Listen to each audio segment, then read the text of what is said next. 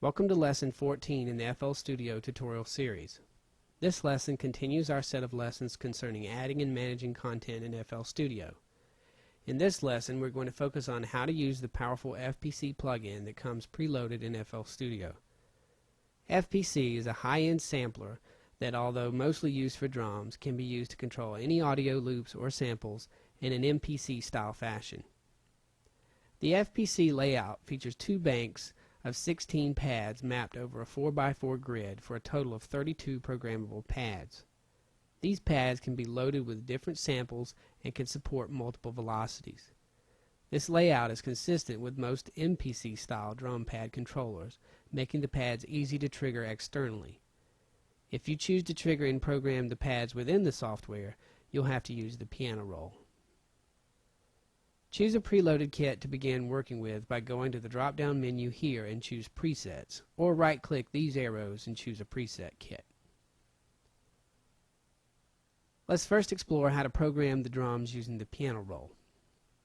With FPC added to the step sequencer, open its piano roll, and instead of keys you should see a list of notes and any drums available in the current kit.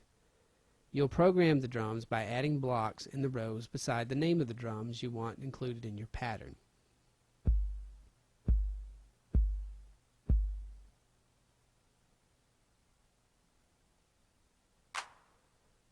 While you're only programming the instrument of one channel, you will end up with multiple samples being triggered.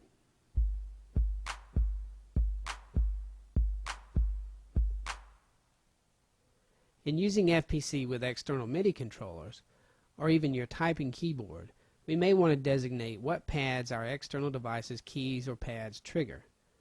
To do this, if you aren't familiar with how to assign notes to your controller, we can simply go to the MIDI Notes section and left-click, then choose Map Notes for entire bank. FPC will wait for input from 16 keys or pads on a controller that it will assign to the pads in the bank.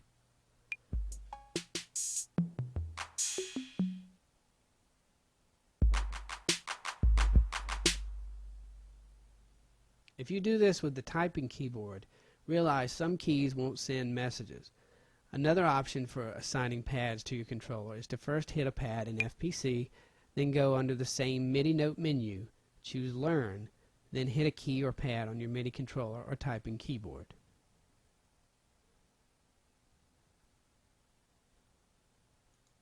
If we want, we can create our own custom kits. The easiest way to do this is to go to the Empty preset, which loads an empty set of pads. Then, using our browser, we can add a sample of our own by dragging and dropping it onto a pad. Once added, the sample will be triggered at a full velocity. If we want multiple velocities, we can go to the Create button and then hit it to add a new layer for however many layer velocity ranges we want to use. For now, let's hit Create 3 times to have 4 layers. Then, hit the Spread Even button to evenly distribute the velocity ranges across the 4 layers. Make sure the scale volume switch is lit also in this process. All that is left to do now is to add an instance of the sample again by dragging to each layer. Now our pad is velocity sensitive and will play the sample at various volumes depending on how much pressure is applied to the MIDI controller's key or pad.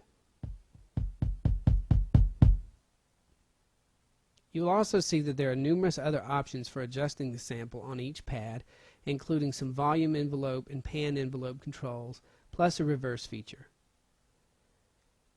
If you use some lengthier samples, breaks, or loops, you may want to also make use of the mute group-like features in the Cuts section. This allows certain samples to be cut off when re-triggered, or when a sample from the same group is triggered. We visited this previously in Lesson 13 with the Cut Itself feature of the Channel Settings menu, but that option isn't available here. Instead, we must actually change the numbers in the cut boxes manually. Here I will add 2 loops to some pads in FPC.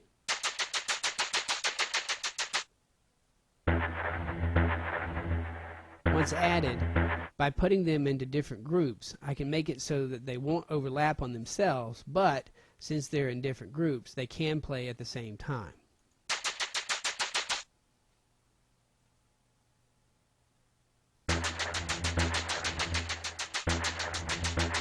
Using FPC, you can also choose from preloaded MIDI loops or scores of your own in FPC that will be sent to the step sequencer.